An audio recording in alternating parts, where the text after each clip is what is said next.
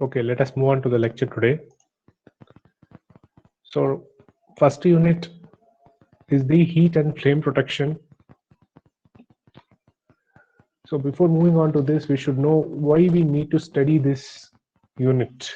You know about fire accidents that is happening around the world.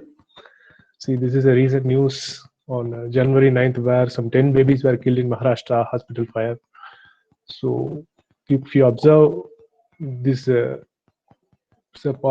highlighted point, here it is mentioned that our staff extinguished the fire as soon as they could, but the smoke that led to the baby suffocating, Dr. Kandate said, and the reason for the fire is due to the short circuit. It is the reason for the fire. So you see, the fire accidents is a very undesirable and very bad thing that happened at some places due to some carelessness or because of some reasons it happens, and it leads to the property damage and also the precious human lives damage also. See, fire accident, during the fire accident, it is not only the flame, because of the flame exposure the person died, it is also because of the smoke that is generating from that burning of that material that also creates the death, and it creates death because of the suffocation, okay, inhalation problem. So you can see, and there is another incident in Hyderabad factory. You can see there is a chemical factory there is a fire accident, and there is, in other news you can see, there is a industry called the Jindal industry. You might have heard the famous Jindal industry. So there also this fire accident occurred, and but that led to the property damage. And here you see in the Hyderabad chemical factory, there is a fire accident that took place. So in this in this fire accident, it is very commonly taking place at some places you can observe. So we cannot stop the accident very easily. When the accident happens, we can use some extinguishers to put up the fires, but how to save the property and especially the human lives, that is more important, and that is where the textiles come into play, that we are going to see. So why the fire safety is very important? Because it cannot only destroy your property, but it can also create a life threatening injury, or even it can take away the life. Apparels, building, construction, automotive, military, aircrafts, so these materials and places have become more stringent in regard to the safety purpose. So you know that textiles are used throughout the world in both the apparel sector as well as in the technical sector. So textile materials are prone to easily to catch the fire because it is not fire resistant. So improving the fire resistance of the textile material, it can reduce the severity of the accidents.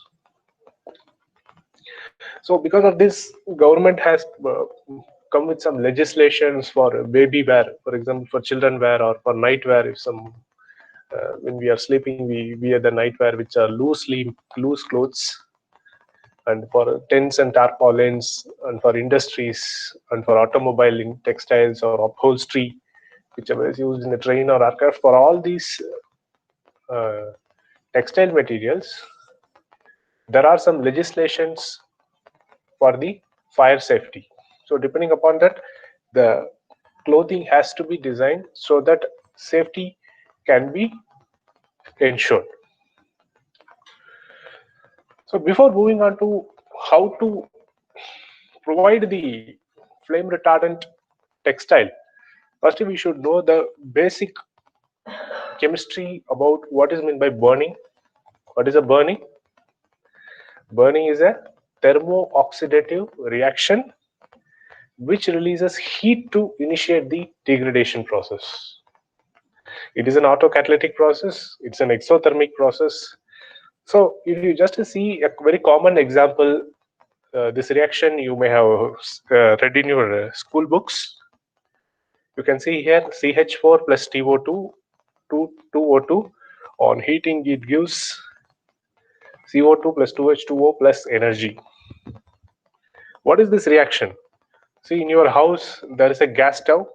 If you want to boil some water, what will you do? You just switch on the gas, just use some matchbox or lighter.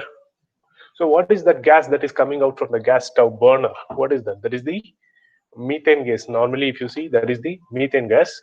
And oxygen, oxygen, we are living in a place where the oxygen environment is present.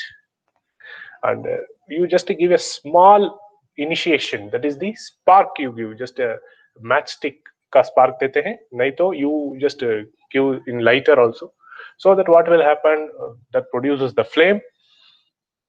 Okay, that flame heat will get finally converted into carbon dioxide, water, and then finally into that flame will get converted into heat. Okay, so it is an exothermic reaction because the heat is liberated. And you need to understand that this is an autocatalytic process. If you just give a spark to it, it will start producing the flame, and which will lead to the heat. That is why it is an autocatalytic. But you need an initiation. Without giving a spark, it will not burn on its own. Okay, so the initiation is required. So this is called the burning process. So if you just see this diagram, this is a very important diagram as far as the fire is concerned. This is called the fire triangle. You see, there is a fuel, which is the, in this previous reaction we have seen, which is the methane, and there is an oxygen.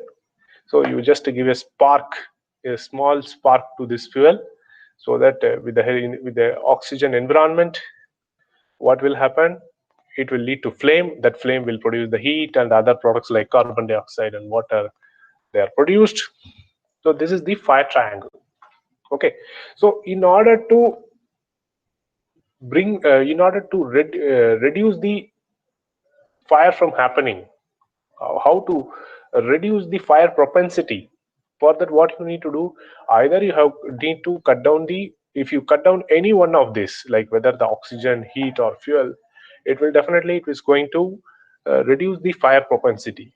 But you see, fuel, you do not have the control. For example, if you are living in a place where there is a chance for a fire accident, definitely the fuel, you do not have the control. Fuel, for example, fuel in the sense, textile material itself, it's a fuel. You see, in textile material, it is prone to catch fire because it contains fuel. How it contains fuel? Just you see in this reaction, it is the methane that reacts with oxygen to form this heat. Okay, so here methane contains what type of elements? It contains carbon, it contains hydrogen. But whereas if you just see the textile material, let's say cotton, does cotton contain carbon? Yes, it contains carbon. Does cotton contain hydrogen? Yes, it contains hydrogen. Does cotton contain oxygen? Yes, it contains oxygen. Not only cotton, other fibers like polyester or other fibers also contains these elements. So among these, carbon, hydrogen, and oxygen all are flammable, but hydrogen is very highly flammable. You may have seen some lorries that is coming around hydrogen gas, which carries some hydrogen gas. It is mentioned highly flammable or inflammable, highly inflammable. Okay, so whichever material contains this carbon, hydrogen, and oxygen, those materials will catch fire. So textile material itself is a fuel. Okay, so you can, if you want to provide the fire retardancy, in that case, what you need to do, you can you can modify this fuel in such a way that fire propensity can be reduced, or you cut down the oxygen supply so that flame propensity can reduce. Like that, you can play around so that you can break this fire triangle. you can disturb this fire triangle so that it will not easily flame. Okay, so that is the concept which you need to understand what is meant by fire triangle. So this is another important thing which you need to understand. This is the combustion cycle for the textile material.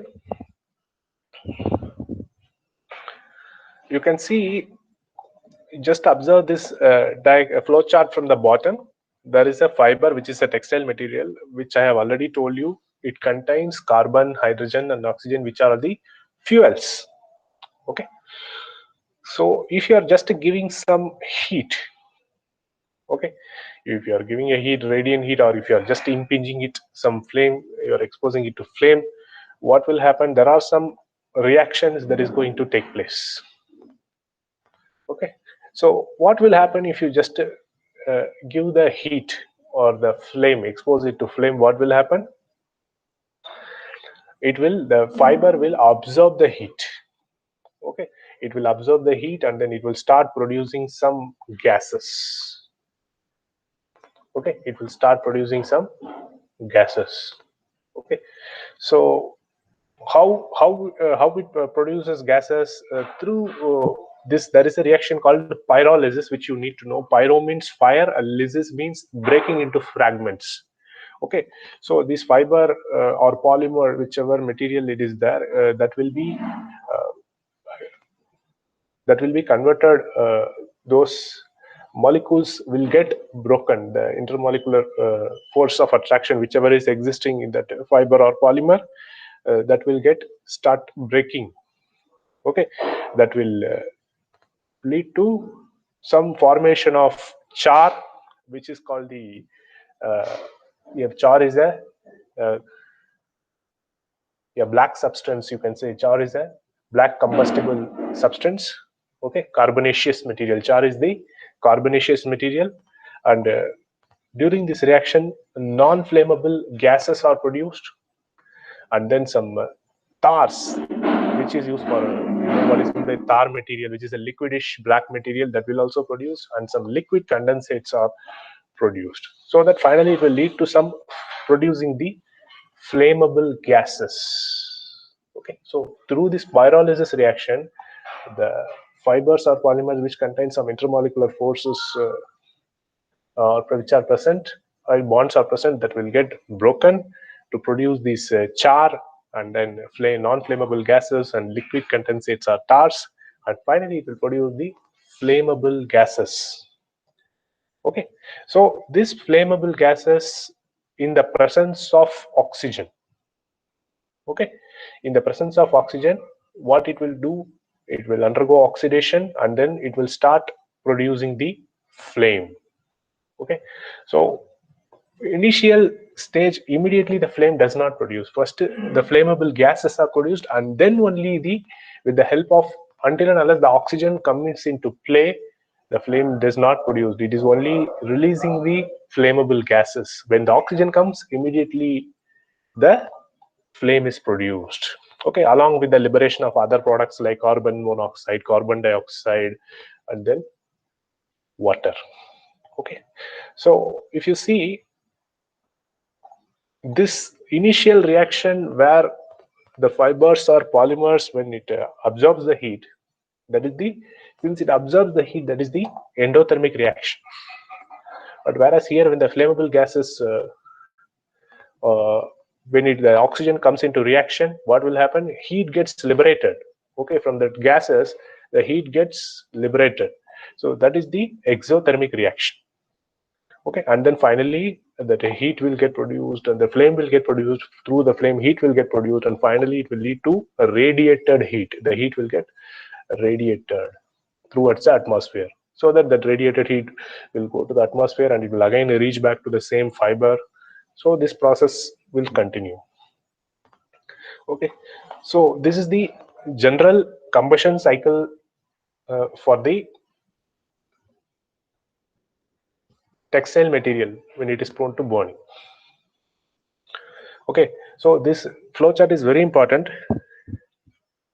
So from this flow chart, you can understand that if you try to play around anywhere here, either if you cut down the oxygen supply or if you control this pyrolysis, do the pyrolysis, if you make some change, definitely you can bring the fire retardancy to the textile material. Okay, so there are some important definitions which you need to understand. What are they? What is meant by a flame resistant or a flame retardant? What is a fire resistant or a fire retardant? Or what is meant by fireproof? Okay. What are they? So that you need to understand. So what is a flame resistant or flame retardant? A textile material will be called flame resistant or flame retardant when it extinguishes after the source of ignition has been removed. You understand? You need to understand this. You have a textile material where you are trying to give some fire over it. You are applying some fire, and then once it starts burning, you take out the fire. You're not completely keeping the fire continuously. That is not the that is not the flame resistant. Once you remove, once you apply the fire and after you remove the fire, when the flame extinguishes after it is the source of ignition is removed, then only then it is called the flame resistant or flame retardant. Okay, so that is important. But for example, if you want to say some material as a fireproof, so for that what you do, you keep on applying the flame, you keep on applying the flame, and since till it will resist the burning. So if you just compare these two things, it is opposite, because here for getting a flame resistant material, you just apply the flame, and then once it starts burning, you take out the flame, and when after it gets burning, whether if it can extinguish on its own, then you can claim it as a flame resistant or flame retardant material.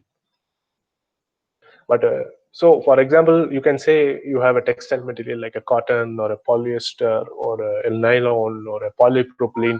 If you have applied some chemical coating or a finish that provides the flame retardancy, for that you just apply a flame, and then remove the flame after it catches fire, and if you see, if it extinguishes the flame on its own, then you can say it is a flame resistant or flame retardant. But whereas if you go on applying the flame and if it resists the burning, then it is called the fireproof, which is a very special material.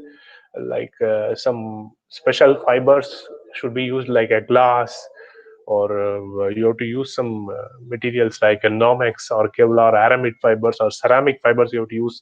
For example, if you're using if you want to use some upholstery material in aircraft or trains, if you want to use for those kind of places, this fireproof type of a thing is required. Okay, then what is the fire resistant or fire retardant? That is important. So here a textile will be considered as a fire resistant if it is able to stop the flame as well as stop the glow after the source of ignition has been removed. Okay, so what is this fire resistant or fire retardant?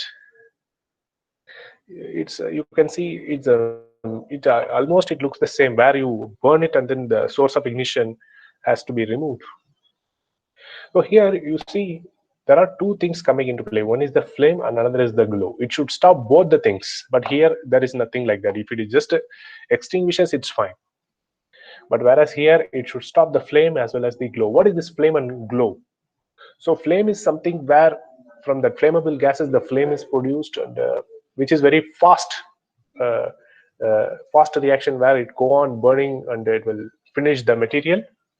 But glow is something which is related to the char. Okay, just to you recall this word called the char, which is a carbonaceous material. If the carbonaceous material, if you see, if it is glowing in the sense it will slowly burn. Okay, there will be a glow where it will slowly burn with a very high temperature, but it will very slowly burn, but it will take more time to finish up the material. So in that case, that is also very dangerous.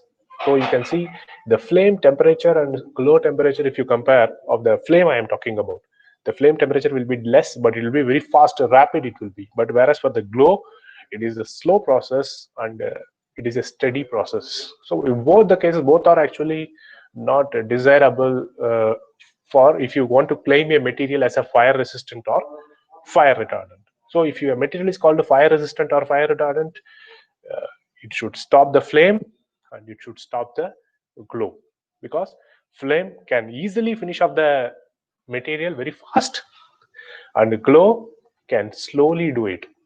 Flame has a less temperature when compared with the glow. Glow has the higher temperature when compared with the flame.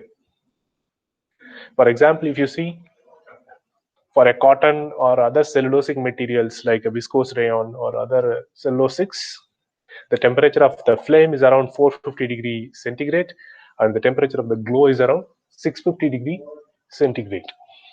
Okay, so flame, as I have told you, it is a rapid, fast process where some material catches flame and it will start burning, and after very less time it will finish off the material. But the glow, it's a high temperature, it will just to form the char and it will slowly burn, keep on burning, and it will finish off the material in some time later.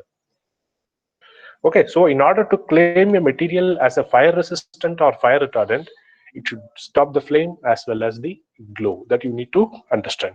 So these definitions are important, you need to know. So there are a number of things coming into play where how to claim the material as a fire or flame retardant, what you should be concerned with. There are some 7 points which you need to know. One by one we will see. One is the ease of ignition. Ease of ignition, you know what is meant by ignition? Means something where you ignite a material. For example, if a material, textile material, is easily ignitable, easily it can catch fire, then it is obviously it cannot be a flame retardant material.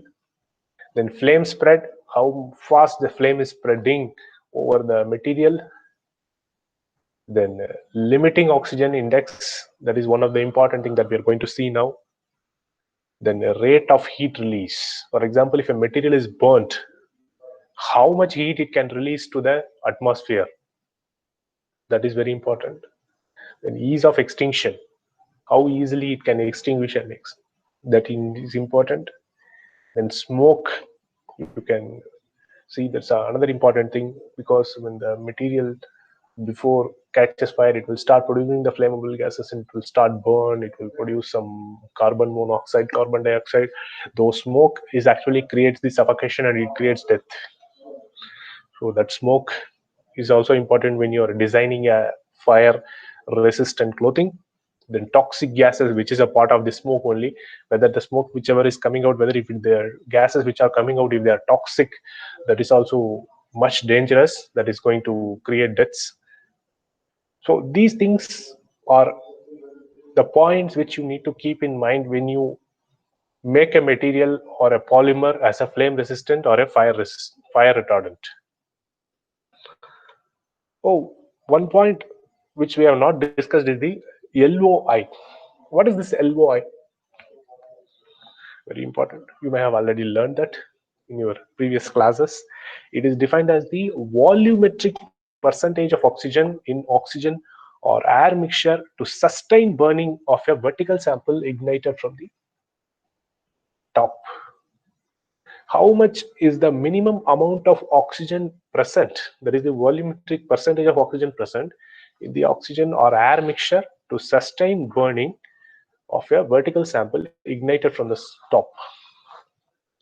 Okay, there is a vertical textile sample or any material, you say, whether it is a textile or a polymer or a plastic material, even if you try to apply, impinge the flame at the top, how much percentage of oxygen is required to sustain the burning when you ignite it from the top? That oxygen quantity is called the limiting oxygen index. That should have the value of around 18 to fibers whichever have the value of around 18 to 21 will easily burn. Which means, for example, you see atmosphere, contains oxygen, then it contains nitrogen, more nitrogen, and the carbon dioxide also. But you see the oxygen percentage is around 18% or 19%. So in that basic oxygen environment itself, if a material catches fire, then that material cannot be flame resistant.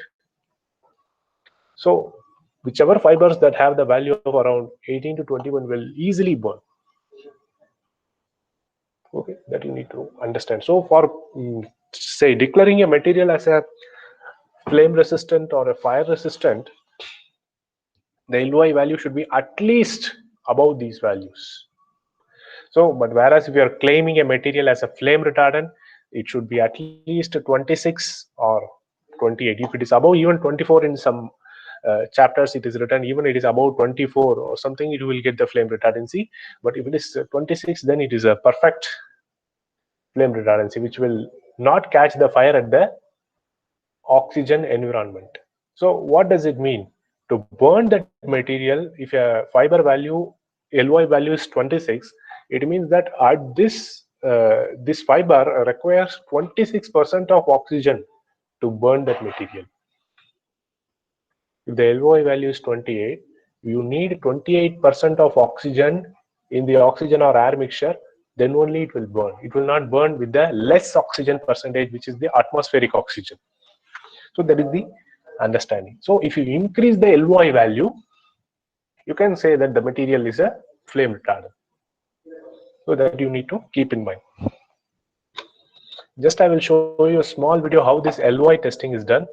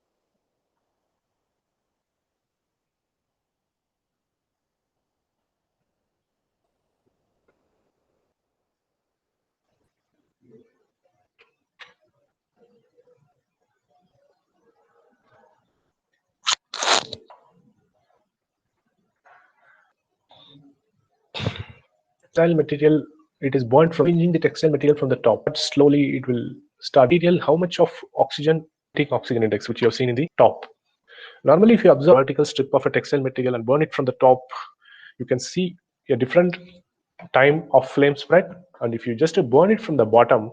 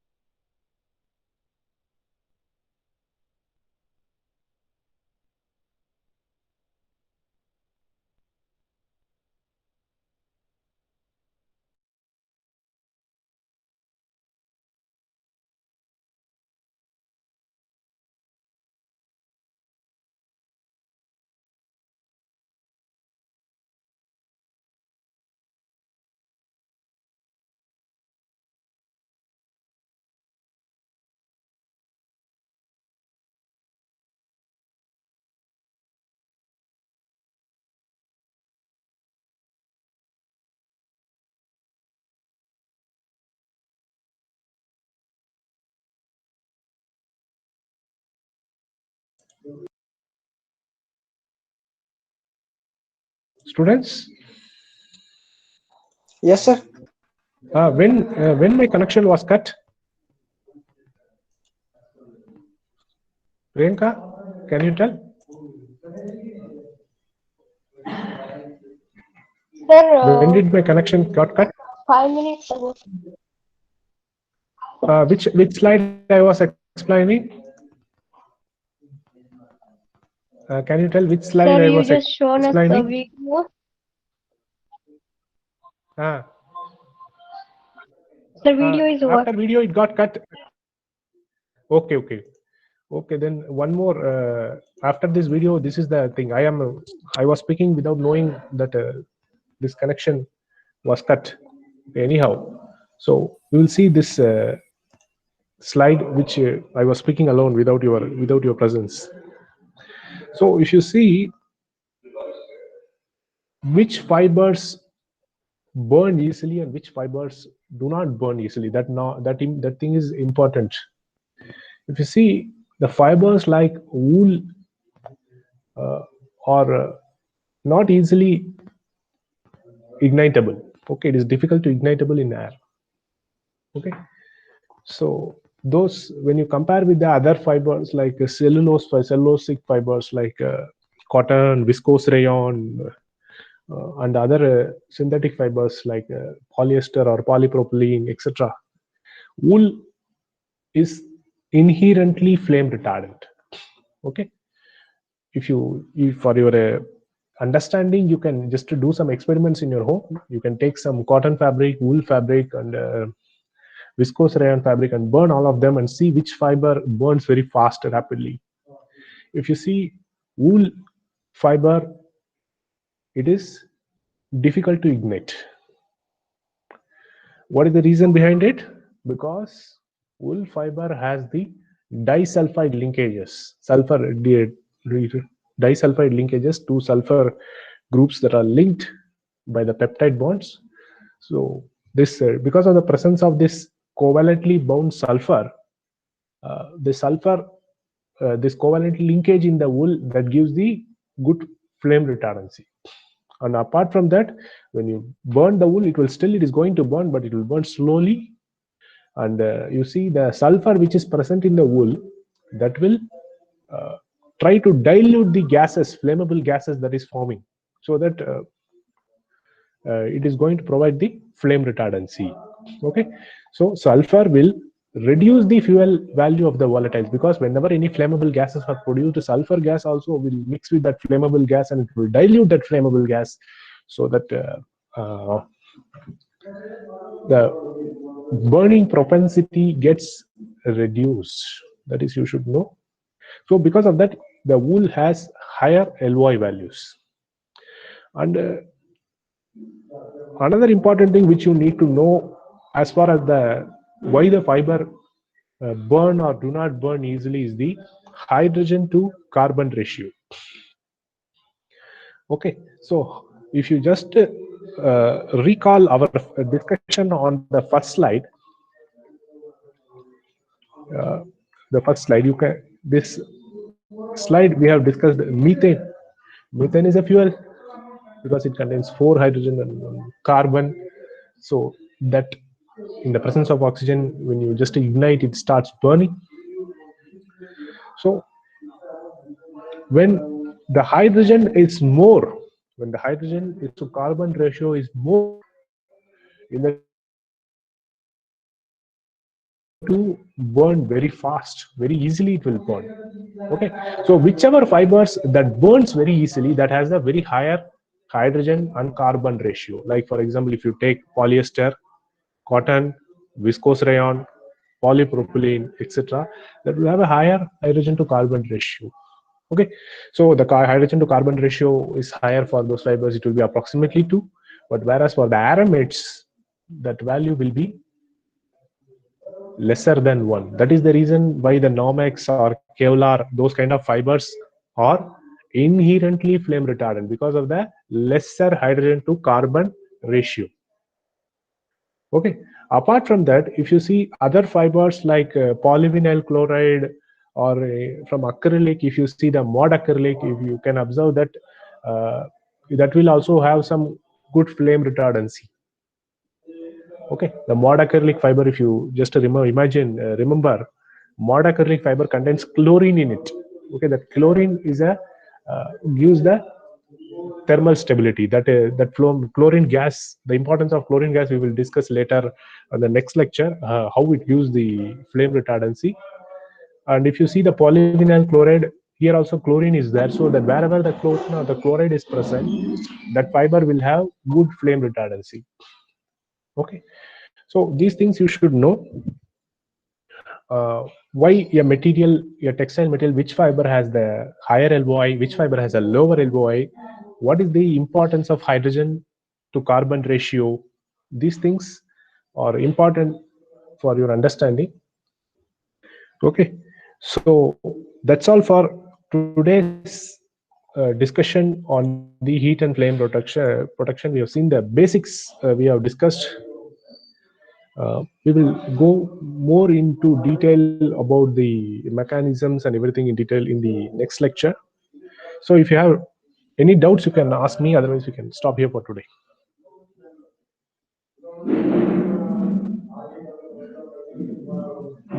Any doubts? If you have, you can ask.